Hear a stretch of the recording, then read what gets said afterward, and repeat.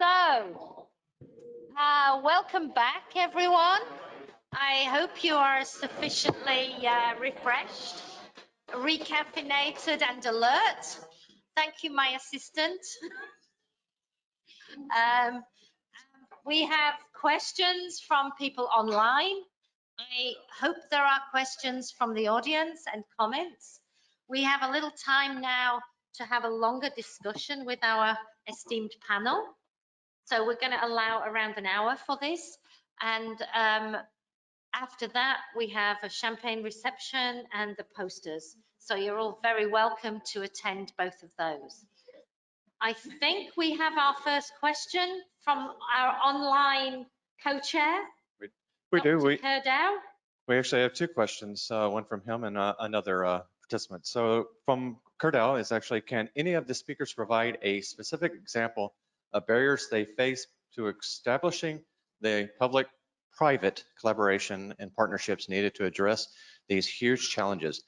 What are their views or ideas, and how organizations like ILSI can help to break down these barriers? Okay, who would like to go first? Did you get the question okay? Yeah, Cindy, please. Janet.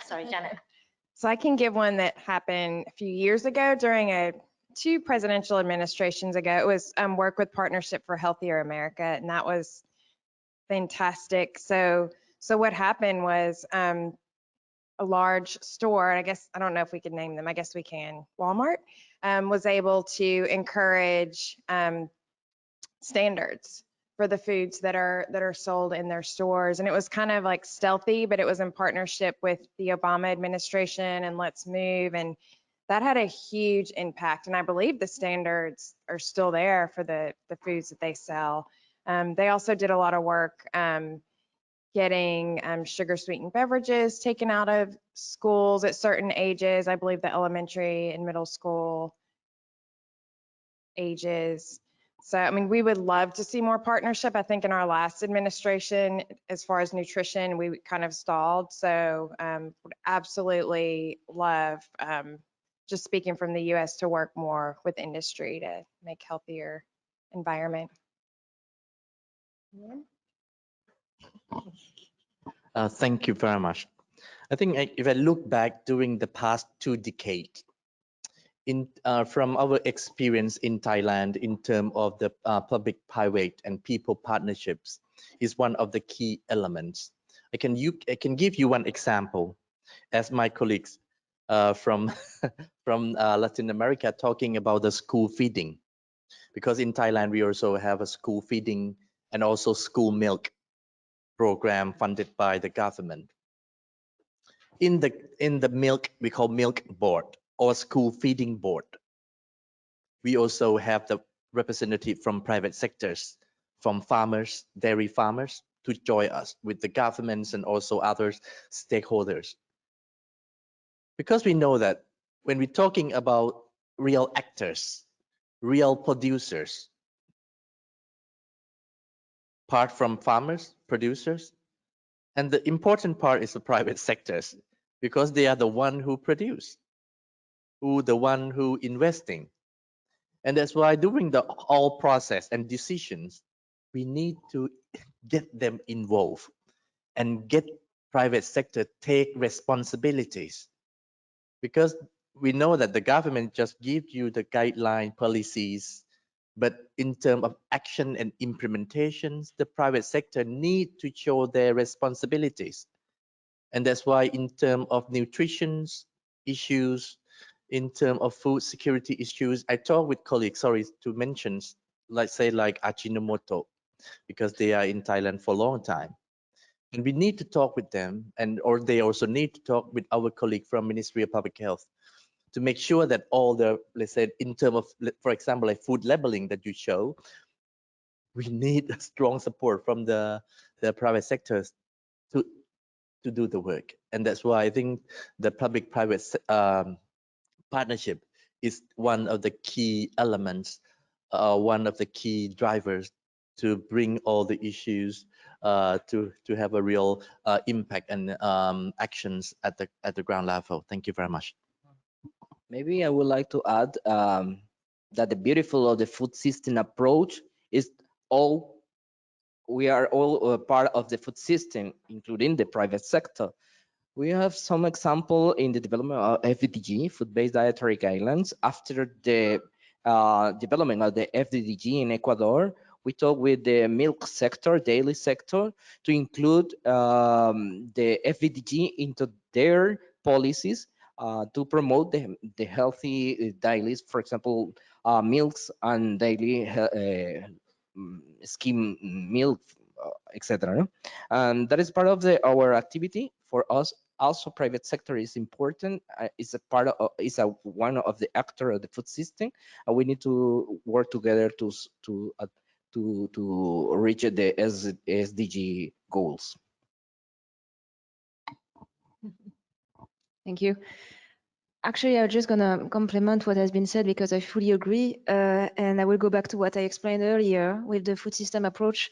Indeed, I fully agree. We are all part of the food system, and so we need to make sure that all actors, and obviously including private actors in food services, food retailers, and so on, they need to be involved too. So I think, I mean, I am not specifically working on partnerships, but what I think is one important element is, I would say, communication.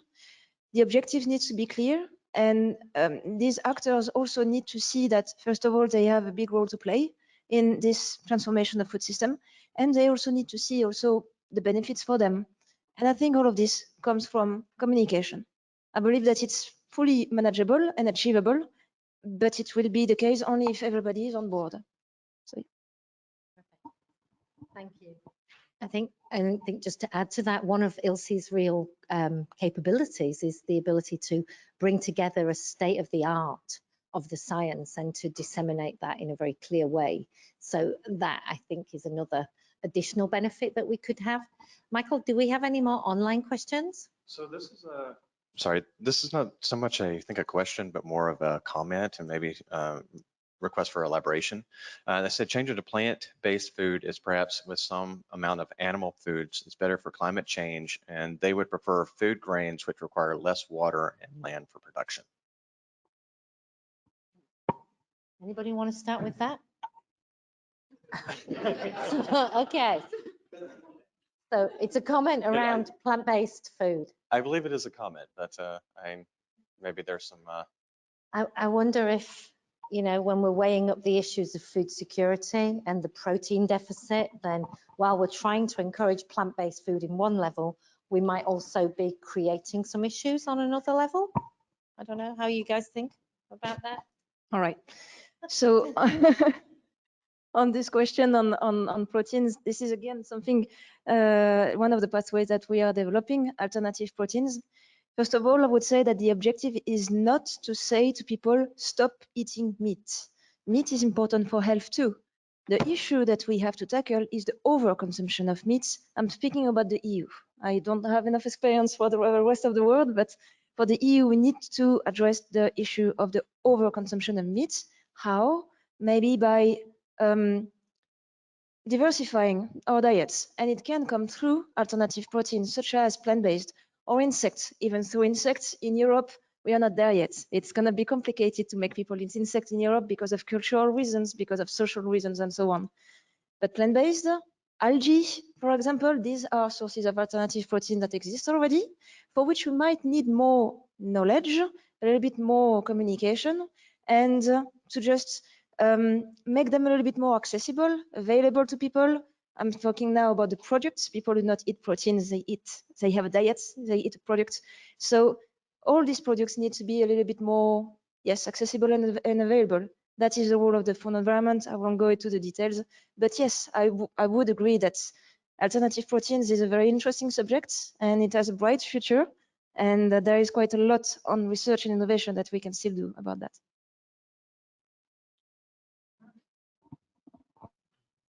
Okay, thank you. I think last 4 months, I had an opportunity to talk with livestock farmers in Italy and also in France. And also I learned that the top priorities of the livestock farmers at the moment is not about price. It's not a pricing issues.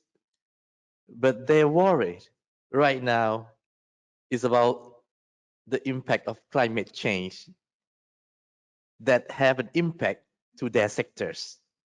Because as all of you know that when we're talking about the impact of climate change, the first sectors that has been blamed is livestock. And that's why I think right now the farmers and producers are very well aware. And also we have, as colleagues mentioned, the message that we have to tell them is not to stop eating animal-derived protein, because it's still important. But the way that we produce, we need to improve. And also to make sure that our producers, they are the part of solutions.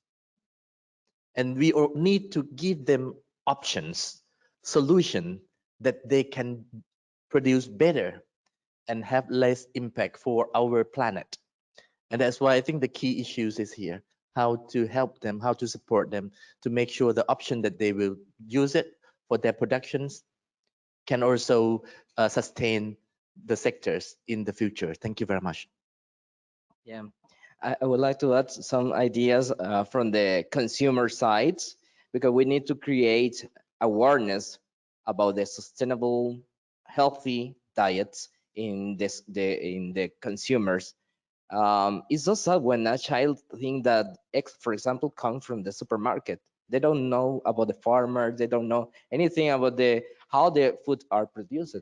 And we need to create that. And nutrition education is one of the tools that we can implement at the school level to create awareness, commitment at the political level with parliamentarians, for example, to introduce this concept of sustainability in its three dimension, not only environmental, but also economical and social sustainability. That is part of the Agenda 2030, and also the new FAO framework to incorporate this kind of discussion with our actors in Latin America. I think I can see that Jeremy has a question. I do. It's actually a challenge to the panel. So I heard that we need a multi-stakeholder approach. So society, consumers, if you want, commercial chains, policymakers, governments need to work together. It's a common theme in food systems discussions. But do you think we're actually communicating with common messages? Because my challenge to you is I've heard a lot of confusing messages about protein just in the last few minutes.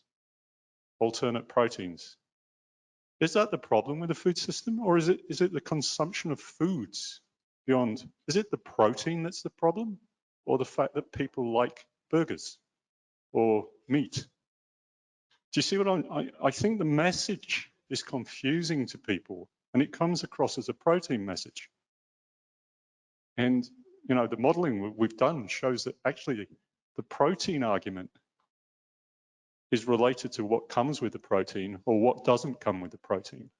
And I'm not sure we're communicating well. So my challenge to you is, how do we, if we're going to get cut through and we are going to get a multi-stakeholder approach to this, how do we start communicating with what the real issues are in a consistent and common way? I'd like your views. Thank you. Who wants to tackle that one? Starting. Okay, Janet, go ahead.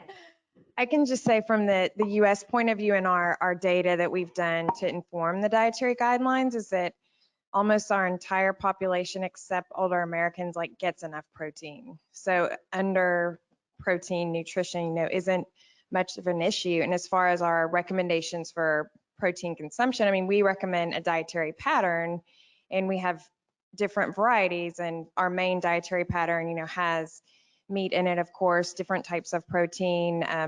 We recommend lean proteins. I mean, we do still recommend like a moderate saturated fat, but also we recommend people get a mix of proteins. So meat, seafood, dairy, plant-based, etc. So that's really how we communicate it. We do have a vegetarian pattern, if people do choose, because we've been hearing a lot, getting a lot of incoming. So we've had that in the past 2 iterations. And now just from public comments and stakeholders, now we're hearing about developing a vegan, which is complicated because how we develop our dietary patterns, it's to meet nutrient needs. So really we have to look across the lifespan and make sure that the patterns meet nutrient needs. So anyone else want to share? I take advantage to invite you to celebrate the International Year of Fishery and Agriculture. This 2020 is the International Year of the Fishery. That's a part of the healthy diet and the activity, the economical activity of the local fishers. It's important to contribute with the development, the sustainable development. I think perhaps we need to ask the question ourselves and also amongst all our stakeholders in food business. The question that you ask, perhaps there's something wrong in terms of our communications, that we bring the message to consumers or the general public. And we need to find out what's the wrong message that we inform them. And that's why right now they have a lot of, let's say, fake news, fake information on social media and so on. And people believe like that. And that's why we need to revisit what we should do more to make sure that, let's say, the way that we communicate or educate our consumer. And I think we need to look at all the, let's say, the issues carefully. Once we identify the problem, I think we can have a better communication. Thank you very much. Any more comments? Oh, yeah, we've got one over there. Gentleman next to Alan. Oh, sorry, I still have a question when we're actually talking about communication, especially about food and the dietary regulations, because I was wondering, especially when you look into your, I don't know, close related family and friends, everyone has their opinion, like you just said. Is it maybe an idea to start educating children in school what's actually healthy and what is an apple and what is cheese, etc., and where does it come from, so that it sort of starts within them and it's less likely that they will maybe I don't know, develop some sort of extreme version of what is actually healthy? Are there any ideas about doing something like this? Well, I can only agree. That's indeed, I think education is key, not only on the question of diets, but on many issues. I think this is also one way to fight miscommunication, fake news, and so on. If we start also indeed from a young age to educate children about food, about diets, and so on, then they can make their own choices, and at least they will have all information in their hands, and they decide. So I can only agree with that. There are school schemes. There are projects developing school menus, for example, to at least develop this kind of ideas. If I remember correctly, in the last Green Deal call on the Horizon 2020, Farm to Fork Farm to Fork topic, there was a project funding on school schemes. So I think definitely this is one way forward. Education is, I think it's like the baseline, and then we start from there. Yes, I agree. I'll just say I completely agree. I mean, there's no like in the US, there's no like national nutrition education like in schools. I know depends on the county. I mean, the county that I live in Maryland, there is some built into the curriculum, and they also have it in health, but it doesn't go all the way through. And another thing I've heard a lot about is cooking skills. Like we've lost the art of that, which I mean, I think a lot of us were in home ec and like we learned to cook certain things, but that's not there. But completely agree, like starting with our youngest, like at our age, we're all pretty set. Like if you tell us what we have to change, it's really hard. But like little ones, and that's completely personally where my passion is, like starting with their first foods and going all the way up and not making it a diet or restriction, like eating healthy in moderation. You can have a little dessert every night, like we literally do in my house, but not making it so restrictive. And at the point where what really hurts me is the point where kids become overweight just because, you know, their family isn't educated or they just don't know how to feed kids or how much they should be eating. And then it's like, well, what do you do? Because you don't want to have a kid on a weight loss plan, because then it becomes like a problem. So completely, we have a lot of work to do. So if anyone has good examples from their countries, we'd love to hear it. Yeah, a very short comment about that, because obesity is not only a health problem. Obesity is social, political, economical problem. We need to involve all actors, and the school is a very good entry point to introduce healthy diets, awareness and education, and also to reach the family, because health sector sometimes cannot access or reach the family to introduce, for example, cooking workshop with mothers and fathers, and need to produce that change of the paradigm to introduce the healthy diet in the family discussion, in the community discussion with all the actors of the food system. I think I really agree with you that we need to have the food educations to promote food educations for our children, and we start from the families, from school. I think it is very important. But anyway, we know that when we're talking about promoting healthy diets, but it also linked to the consumption patterns, linked to the consumption behaviors. I think it's not only one issues about nutrition or nutrients or healthy diets, but it's everything is connected to everything. And also, as you know, that once we consume too much, the healthy diet can become unhealthy diet as well. And that's why I think all the issues we need to be concerned and to balance. Yep.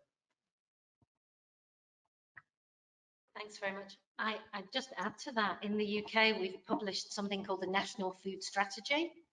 And of the 17 recommendations in the National Food Strategy, one of them was to increase access to free food at school. So to change the barrier at which you became eligible to have free school meals. And another one was to reintroduce cooking and food science and food skills into the curriculum. Unfortunately, that all those recommendations are there, it needs a political will to carry them into policy and then to fund them going forwards. So I'm very pleased to hear from the European Commission point of view that research that will build that evidence base is being funded and continues to be funded, and that we all know from our kind of academic backgrounds that starting with children is a really good way to start. And that the one thing you missed from your social economic was also the psychological benefit of food. And one of the things that we are all going to enjoy is eating together. So we need to do some things that will, encourage that. And school seems to be a very good place for that. I think we have a question from Luke. Yes, if I may. I would like to talk a bit about organic agriculture. And it was mentioned for Europe, indeed, Cindy, that we have the target of 25%. I don't know, it's the land, 25% of the land or 25% of the production to be organic. It's quite unique in the world because I don't hear anything from the other speakers about organic. So I would actually, so two questions for the other parts of the world. How do you see organic fitting in making people eat more healthily and also to have a more durable, sustainable food production, knowing we know the considerations of, for agriculture, you need more land, produce the same amount of food. Therefore, you need more diesel to work the land per kilo of food. You need more water to irrigate the land for the same kilo of food.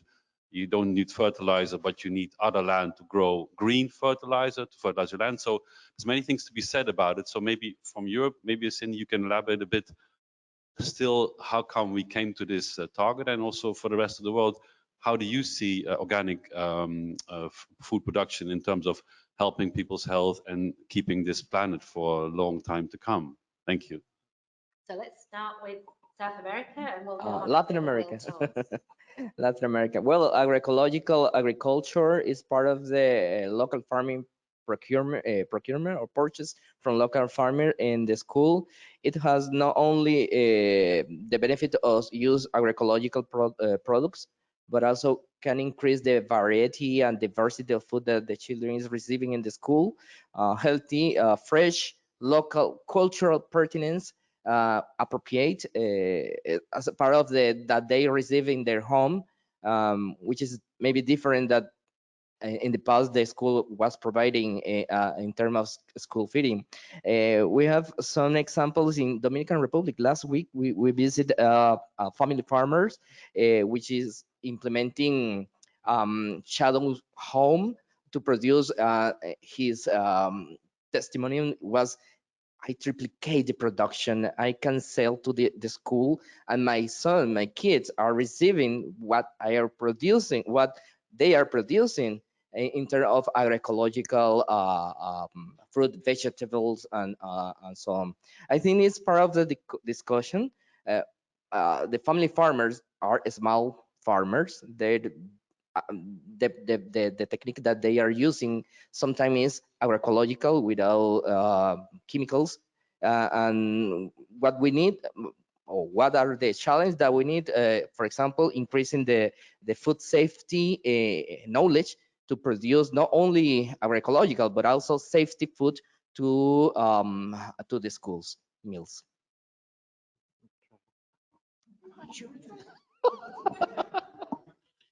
No, I just want to give a microphone to my colleagues. If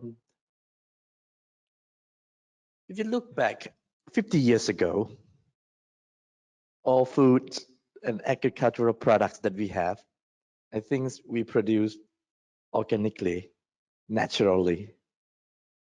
And once we want to produce more to improve our productivities, okay, we introduce fertilizer, chemicals, and so on, because let's say the productions want to increase the productivities, we need more inputs.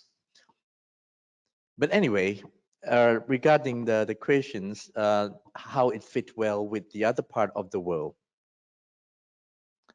If you remember all the pictures on my slides, it also linked to the part of the people, let's say the Thai producers and farmers who are very keen on agroecological approach, very keen on the nature positive productions or organic way of productions, because the farmers have their own choice, the way that they produce.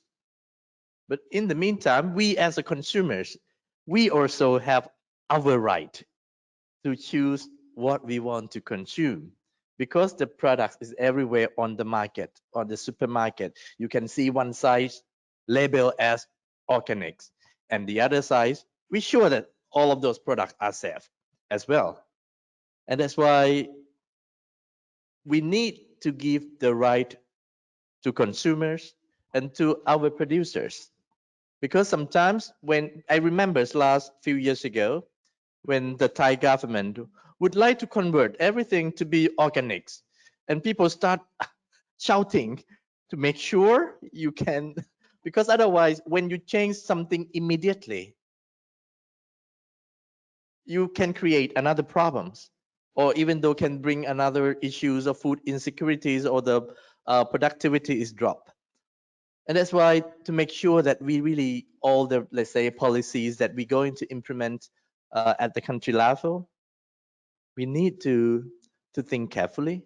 And also we need a transitional period to make sure that once we want to change the way that we produce, we need some times to educate, to prepare our farmers, producers, or even though our consumers, to make sure that we can let's say, to ensure that, okay, we are expecting what's the outcome after that. But anyway, all of us need safe foods, whatever produced in the organic way or any other ways, agroecologicals.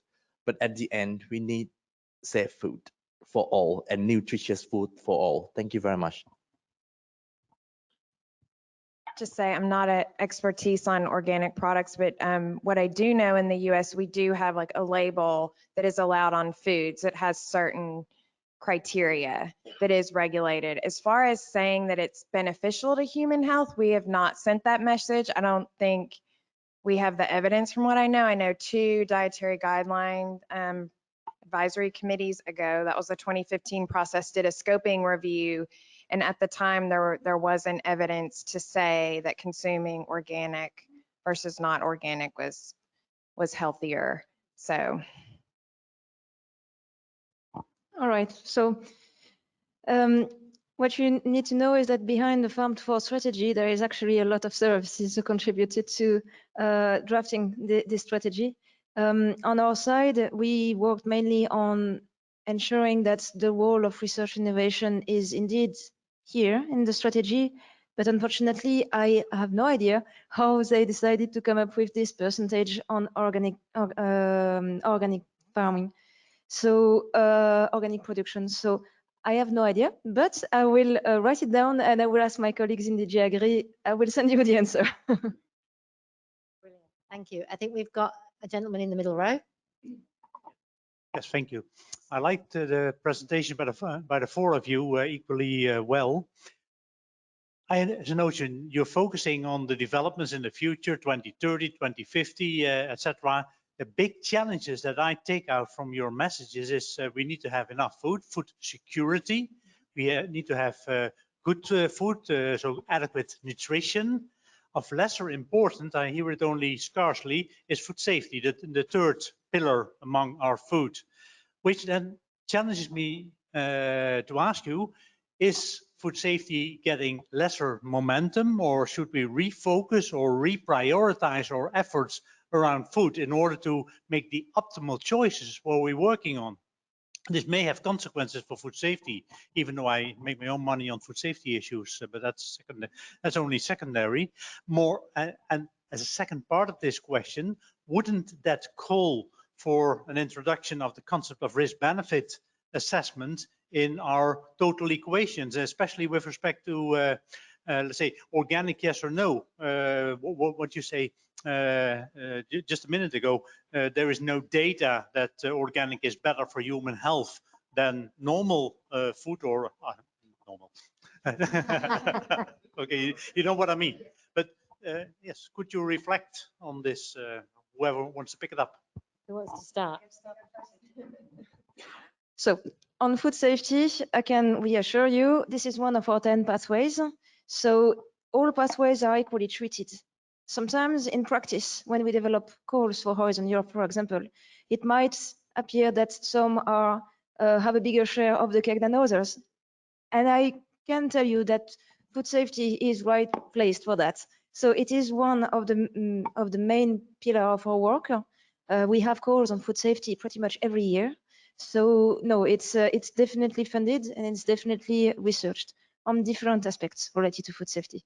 So just to reassure you, food safety is there and it's going to stay there.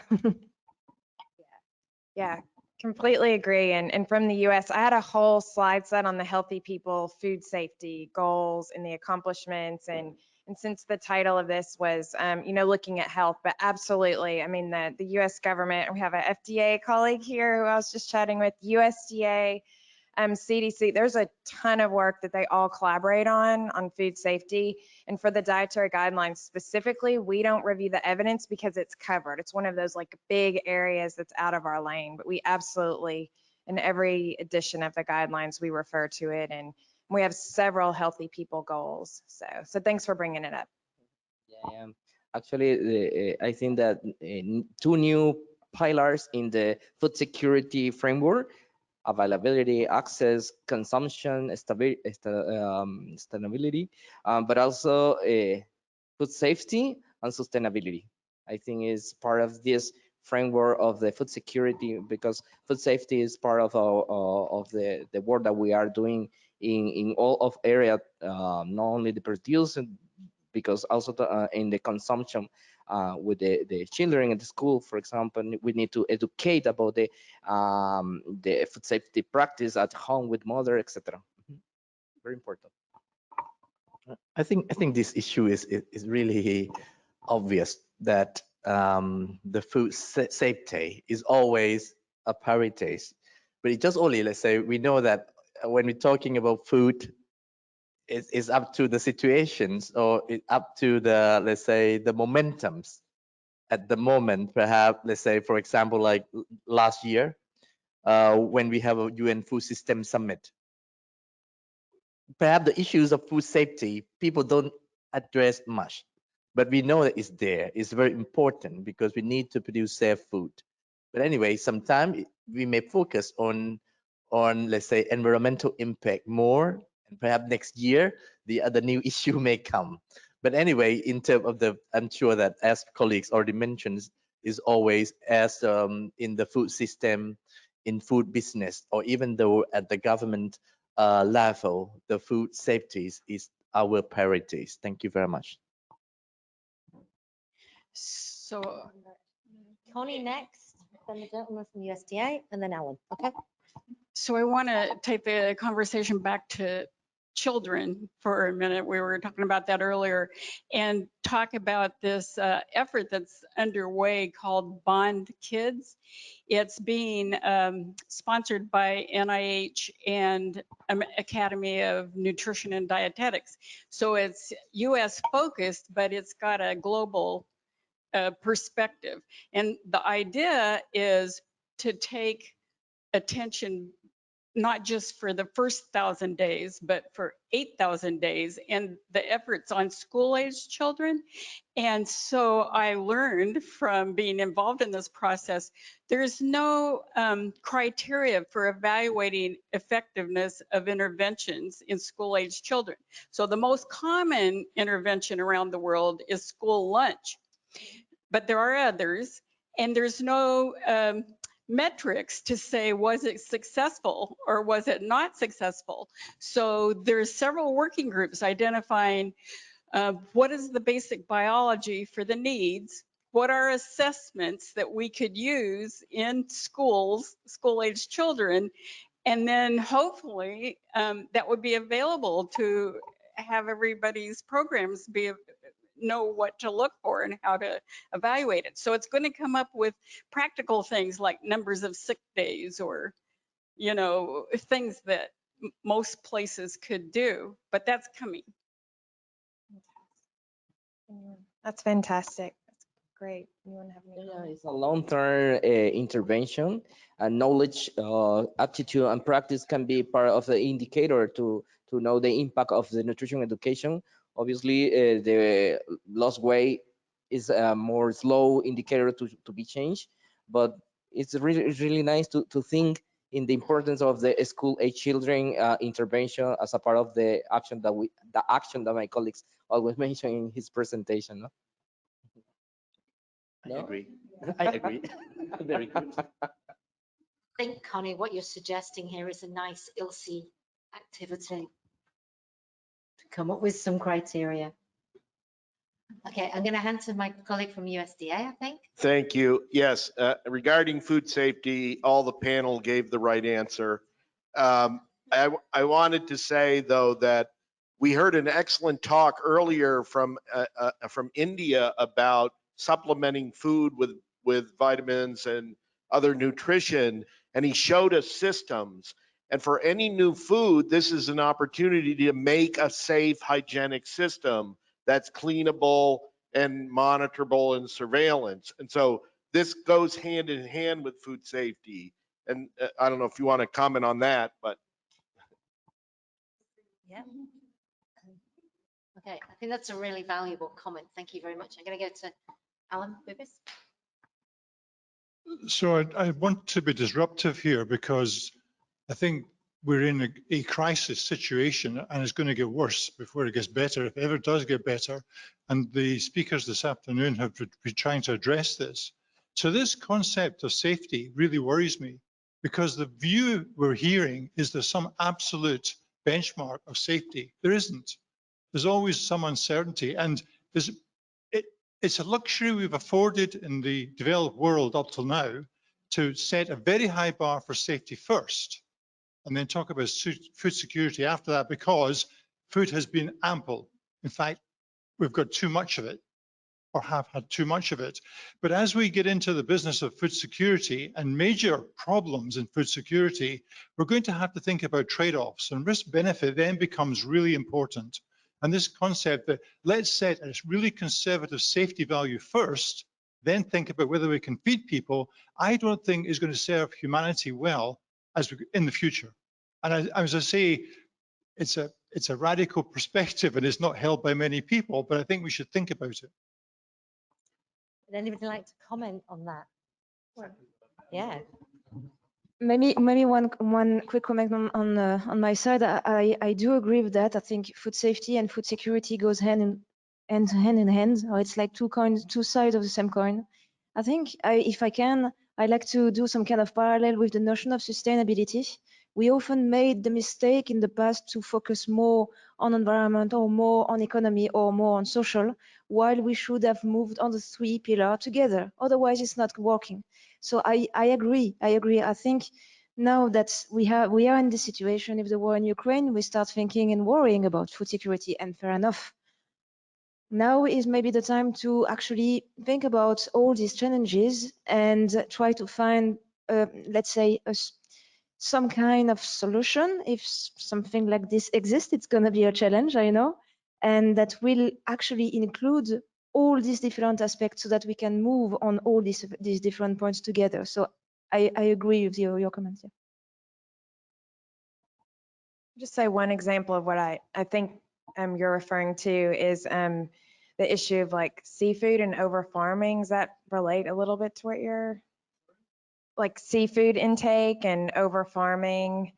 I don't know if that relates to what I was just going to say. One example of we had an advisory committee 2 iterations ago look at the status of, if we wanted people to consume, this amount of seafood, would there be enough, and looking at like how much fish was available. And so we had some interesting reports, but then the recommendation from the advisory committee was to consume a variety of seafood. So, and we had, questions from leadership. Well, why wouldn't you just recommend, the most nutrient dense seafood? But really it was a variety instead of like eating like this only like certain like healthiest type. So that's just one example that brings to my mind. I know we always hear like if we ate as many fruits as vegetables that were recommended, like we wouldn't have any more. I mean, honestly, I wish that would be a problem. I feel like, unfortunately, where we are, that's never. I mean, I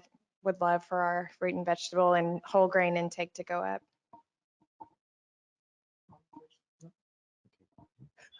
Thank you very much for these questions. We know that when we're talking about food safety issues, we all think about risk. And that's why when we talk about risk, there are some keywords about risk perception, risk management. And why it's linked to your questions, we know that when we are investing a lot to level up the food securities, it's costly, especially for the developing world or developing countries. I don't talk about international trade, it's much more complex.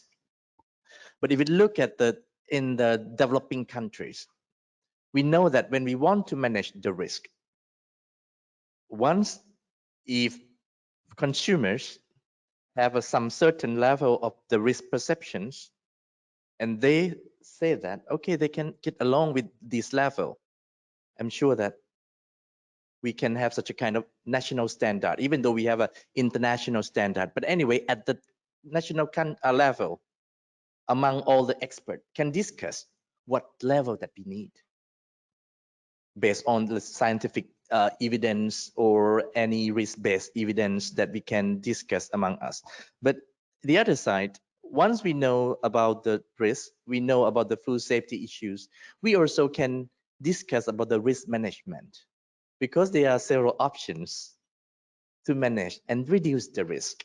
And that's why among the, let's say, food business, the government agencies and stakeholders also can discuss if we want to reduce the cost or the burdens of food safety business.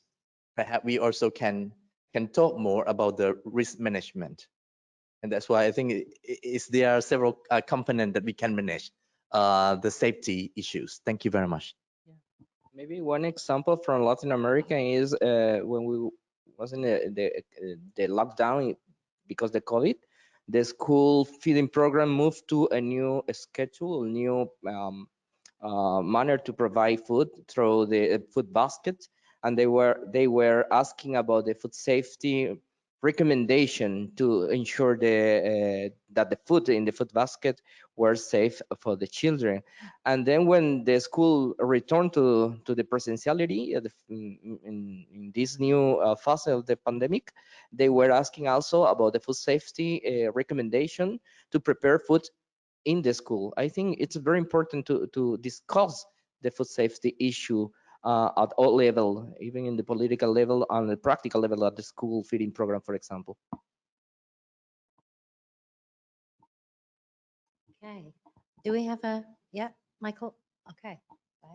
Hi, Stephen Lord from the University of Oxford. I have a question for Janet. I first saw calories on the menu in the US about 8 years ago, and you said it was shocking, I think, but yeah, I saw I had a choice between a double-decker Mars bar cheesecake, and that would be my meal for the whole day, or a salad. So I chose the salad without creamy dressing, and I felt good about it. But my questions are, what is the percentage of US adults that actually know their recommended energy daily intake, even though it's probably written on the bottom of the menu? And also on your presentation about your measurements and your targets.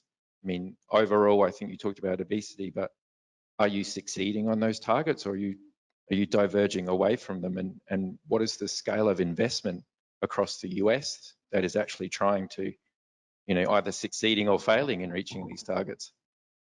It's a lot of questions. I'll try and start from the beginning. So I don't have the data on Americans that know their calorie intake. I know some of our partners do surveys, and I could get that for you. As far as meeting the dietary guidelines recommendations, I mean, out of 100 across the lifespan, people score like 51 to 63, and our youngest Americans are the second healthiest, and our oldest Americans are the healthiest as far as meeting those targets. Our teens and tweens, very like nutrition is not good in our teens and tweens. As far as healthy people targets, obesity it was starting to level off in children. I mean, we were so happy, we were thrilled, but with the pandemic, it's going back up, unfortunately. And with adults, it's also not looking good. Investment, not enough. Absolutely, I will say not enough. We have implementation. I mean, as far as like programs, states like CDC does most of that. They're greatly underfunded. I mean, most of us that do implementation don't have enough funding. So we definitely should put more funding to that. And we are actually internally, we're working on some infographics on how much funding goes to different things and how much external stakeholders, spend on marketing, et cetera, and how much we get to actually help people be healthier. So, and it's very uneven. So those are great questions. I think in a talk that both of you probably missed yesterday, and someone will correct me if I'm wrong, they said something like 20% of Americans actually read the label, and quite a number did not understand that label. I don't know who gave the talk, but I do remember hearing that stat yesterday. Someone will fill me in. This question reminds me of everybody loves a great phone app. And I learned about this thing called Lose It. And it's basically a calorie counter. And so, I lost a little weight, it's like, and it's kind of fun. Are any of you thinking about this kind of outreach to the public? Is development of rapid software, easier to use, scan your phone, food? A comment. I think it might work. I think there are a lot of those already. Yes. In EU projects. That's what I was about to say. Indeed, in the EU, it exists already. We already have some kind of application that scan products and can let you know about the score, the nutrition score, for example, or the calories. It exists already. Maybe actually the question is it efficient enough? That is another question. Maybe we could indeed, let's say, even study just focusing on all these kind of applications, scanning different types of indicators and see whether or not it had any impact on the people who actually use them. That I don't know. but it exists, definitely. I'll just say we used to, or our sister agency that we work with on the dietary guidelines, USDA, used to have a super tracker where you could enter in your foods and see if it's consistent with the dietary guidelines. And I believe funding wasn't continued for that activity. As far as, I mean, you can go online and see what you should be eating and calculate that, but not super user friendly. But agree, apps, something like that could be very useful. I do know NIH had a lot of funding going out, trying to look at like taking pictures and getting better information on that. I'm not sure where that is, but I think that would be a game changer if that really became modern. I know there was a lot of work. I'm just not sure where that stands. That's part of the curriculum. I think that it can be included in the curriculum to teach for children about the food safety. And also, I forget to mention an activity that we are implementing in Latin America, which is the pedagogical school garden to teach for the children and also for the teachers about the importance of all related with the food, including obviously food safety. Okay, I have a survey, quick survey. How many of you here read the nutritional label every day? No, not every day. Every time when you buy food, you read it. Okay. Yeah, very few. I think you just identified the nutrition. It also linked to how many of you really calculate the let's say the energy intake or calorie every time when you buy food or when you eat. Okay, maybe some. Yeah, maybe.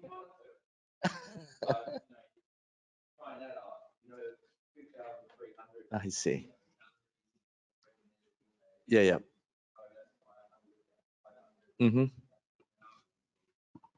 Okay. No, actually, I don't have any comments on this issue. I just would like to have the quick, let's say, survey to understand what we, as a consumers.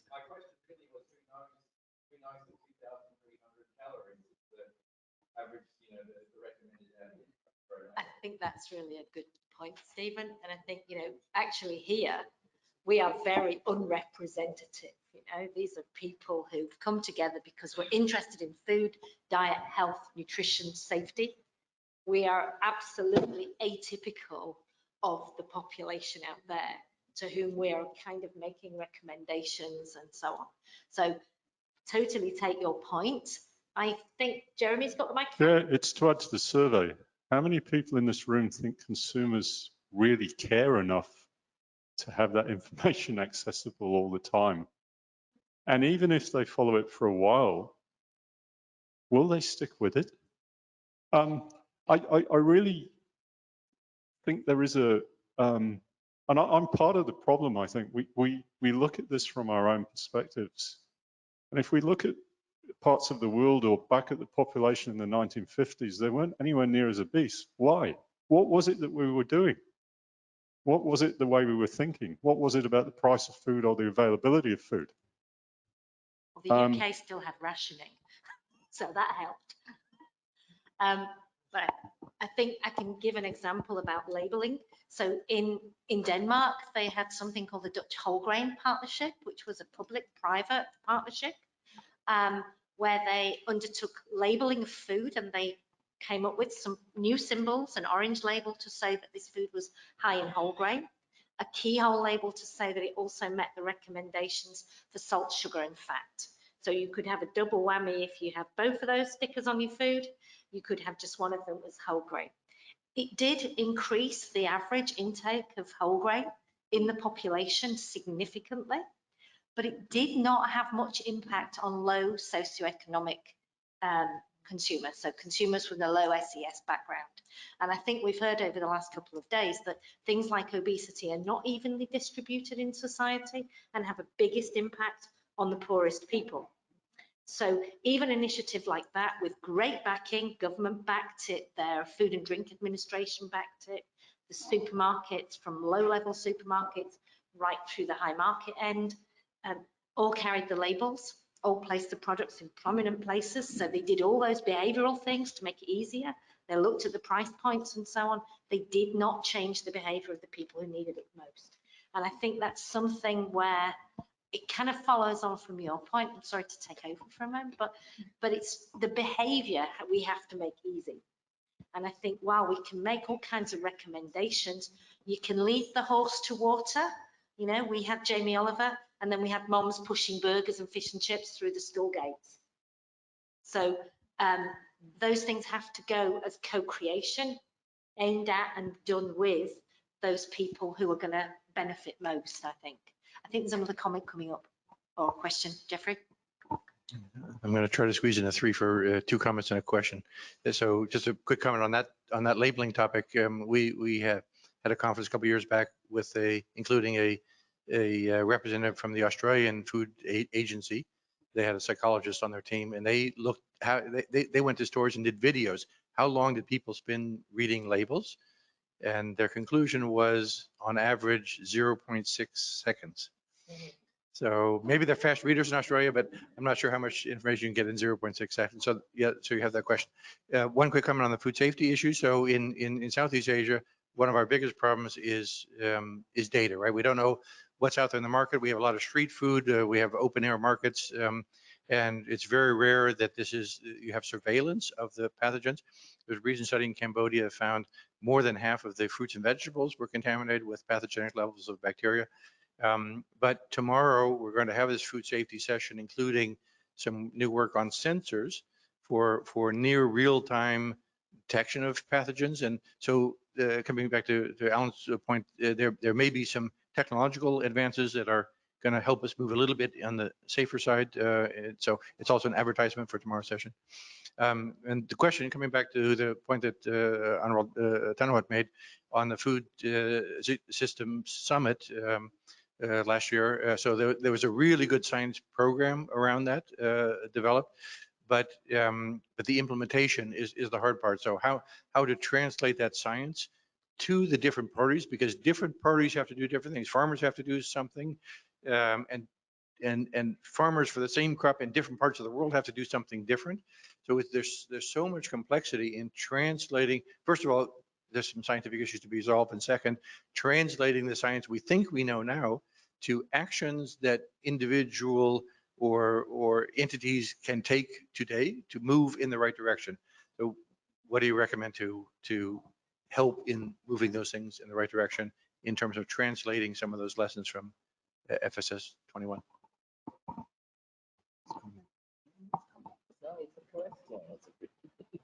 I take as a comment. We in Latin America take the recommendation from the Food System Summit the last year. We are developing new projects to support the country initiative to implement the transformation of their food system that they are looking for.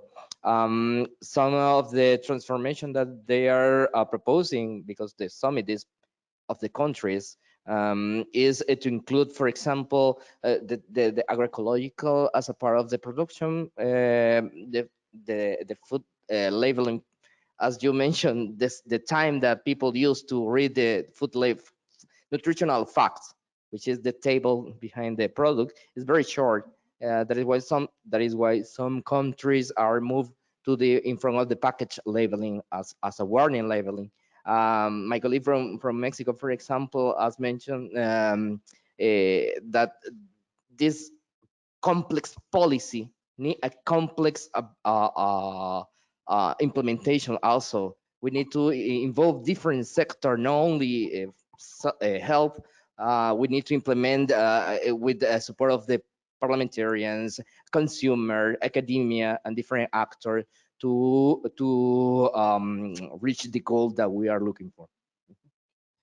I think we spend time to have the national dialogues at the country level, and many countries also have the national pathways. But now is the time to take actions, and that's why. And also, we know that once right now the UN agencies have the Food System Summit Coordination Hub based in FAO. and they try to follow up all the actions by the member state every 2 years, and we will see what the result come up for the next 2 years. But anyway, I can give you an example. I think this one is one of the work that we follow after the UN Food System Summit. As I mentioned about the impact of let's say the livestock productions on climate change. I give an example of Thailand. I think it's the early of these years. All the private sectors, the livestock private sectors, they come together and discuss.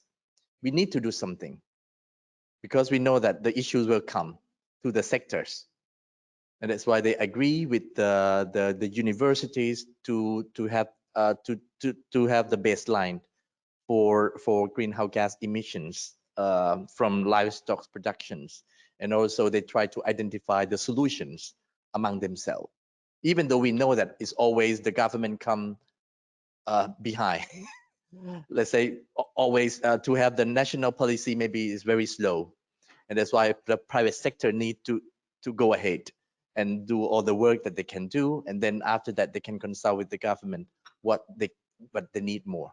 And also in terms of other issues about the nutrition or others issues, perhaps all the sectors and stakeholders in the food system need to discuss what is the priorities and what they can do now, and then just continue the work. Yeah.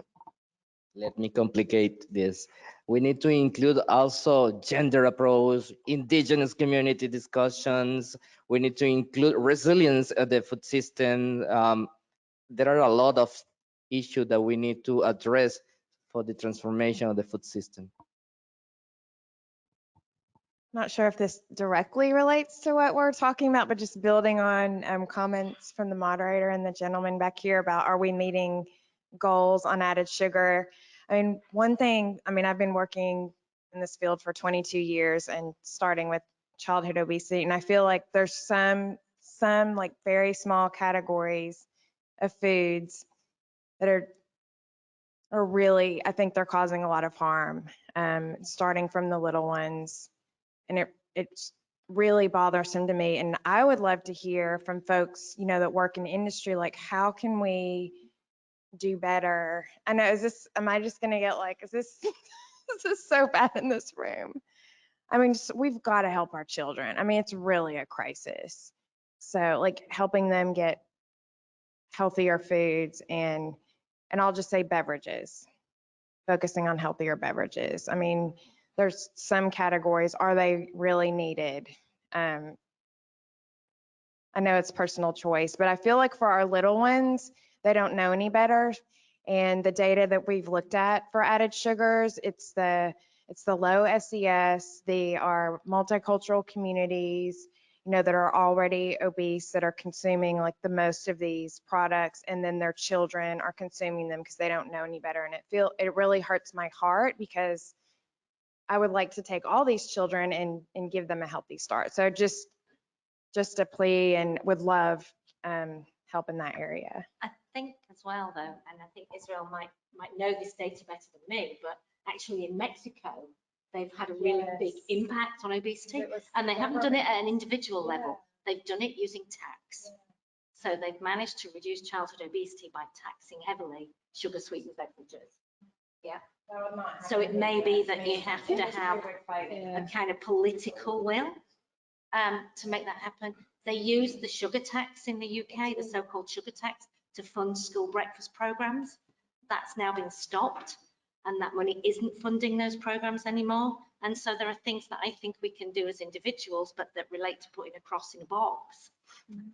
I wanted to take the conversation just before we wind up, and I know Luke has a question. I noticed that Israel was the only person who mentioned the Ukraine-Russian conflict and the impact on the food system.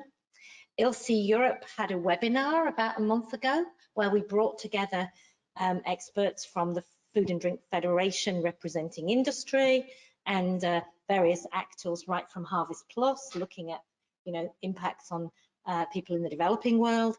And Rachel and Ellen, who are our guests here this week, wrote up a paper which is going to be published hopefully very soon on that webinar. I wanted to know from the panel, what can we do collectively and as consumers and maybe as organisations, research funders, to mitigate the impact of that crisis?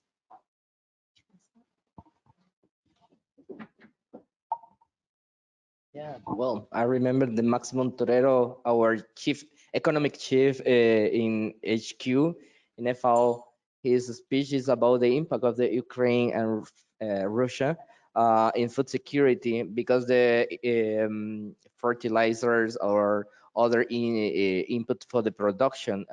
It is a reality in Latin America. Some countries are starting the discussion about what they need to do to face this crisis, a possible crisis.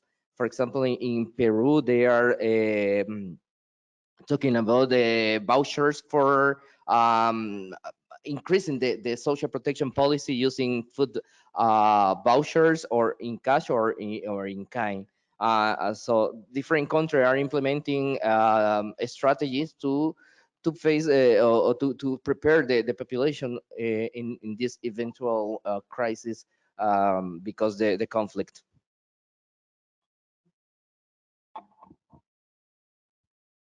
Okay.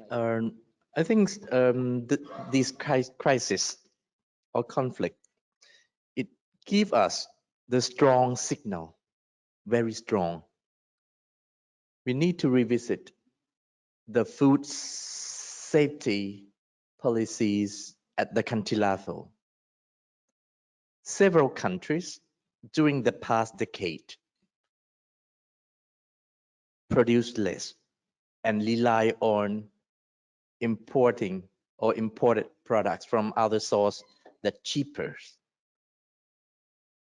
And that's why I think during the past 100 days after the conflict, we have heard a lot about sufficiency.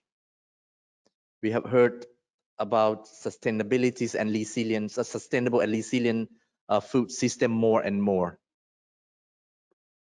in the country. And that's why I think we need to take this opportunity, or even though us, all of you as let's say private sectors and research institutions, need to focus more which directions that we use these momentums and these crises to revisit our food policies at the country level. Thank you very much. Well, I think on this point, what I think I can say is that the issue that we now see with the Ukraine crisis, I mean, I think the war in Ukraine exacerbated issues that we could see even before that. The food systems, these challenges that we can see in the food systems, we saw them during COVID, for example. Our food system, I think, needs to be more resilient to shocks, being a war, being a pandemic, or whatever reason. I think we need to work harder on this question on resilience. And I also think that for all these challenges that now appear even more, for example, the question of importation of gas or importation of fertilizers and so on, we already funded quite a lot of projects on alternative fertilizer, on biogas and so on. So I think now the question is, we should scale things up. Things exist already. They need to be scaled up. It requests people, it requests innovation, it requests investments. But I think we already have, there are still a lot of research and innovation gaps, that's true, but I think there is already quite a good basis on which we can work. But we need to make sure that the prices are democratic enough. We need to just scale things up and find a way to do it. So, Luc, the last word. If I may, just to put attention also before we part on the non-voluntary part. And Louise, you mentioned already something like taxes. What I'm trying to say is we talked about communication, we talk about labels, people read it 0.6 seconds, which doesn't give much behavior change. Earlier today, we talked about food-based dietary guidelines. which were kind of put aside because they don't work, people don't pick them up. We talk about free choice, but I wonder really, and I'm curious how you see it, the free choice. I mean, it's not working apparently. When we follow our free choice, we eat too much and we eat the wrong things because the environment is the wrong environment. I come from the Netherlands, for example. I'm almost born on a bicycle, spend my life on a bicycle. It's not my merit, it's not my choice. It's just that's what the environment makes me do. So should we not move on from this communication and inform people and let them make the right choices to creating this environment with taxes, with bicycle lanes, with the right foods available in the right places, and no foods available where they shouldn't be, and like. Isn't not obvious by now that's the only way to get somewhere?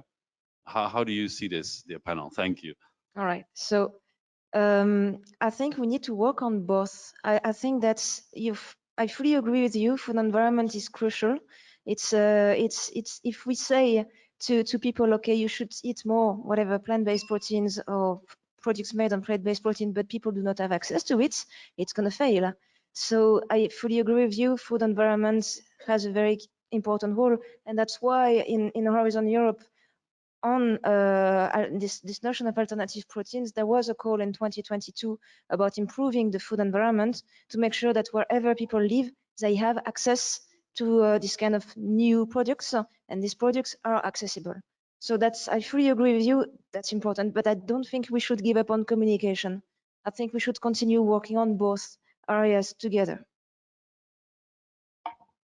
Yeah, agree. And I love your comment. And I do think it's environment, and we're all in different environments. I mean, some of us have access to great grocery stores. I mean, a lot of America and our countries don't even have access to enough food. I mean, speaking from the US, I mean, a lot of us are in a toxic environment. I mean, there's food everywhere. A lot of it's not healthy, and there has to be a choice made, and that's always hard. I mean, if you choose this over that, I mean, me personally, I wish like R&D would be more on the healthy items. I mean, I see some things advertised and I'm like, seriously, do we need more of that? There's always like trying to do this new cool product or packaged product when we know what we need more of. So, but I know like companies like need to make money. I know that's absolute reality, but I wish it could be healthier food, like more healthier food.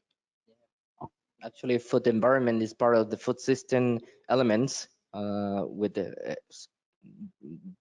supply chain, food environment, and consumer behaviors. I think that we need a form of different politics to modify the food environment to facilitate the healthy diet. One example that you mentioned, but we need more. We need physical activity. We need different issues to incorporate in this food environment transformation to promote healthy. I think we have so many priorities to do in our food system, or even though in the food business. But anyway, when it comes to the realities, we may have just only few that we can do it now.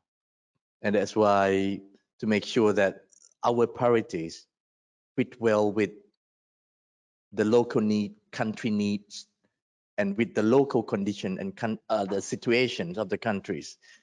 And that's why once it comes as a priorities, and we need to act immediately if the issue is so important. Thank you very much. I think we are slightly over time, but it's been a really fantastic discussion. I hope everyone online has been able to participate and enjoy the conversations that we've had this afternoon. Can I just ask you all to thank our panel once again? I think you can hear.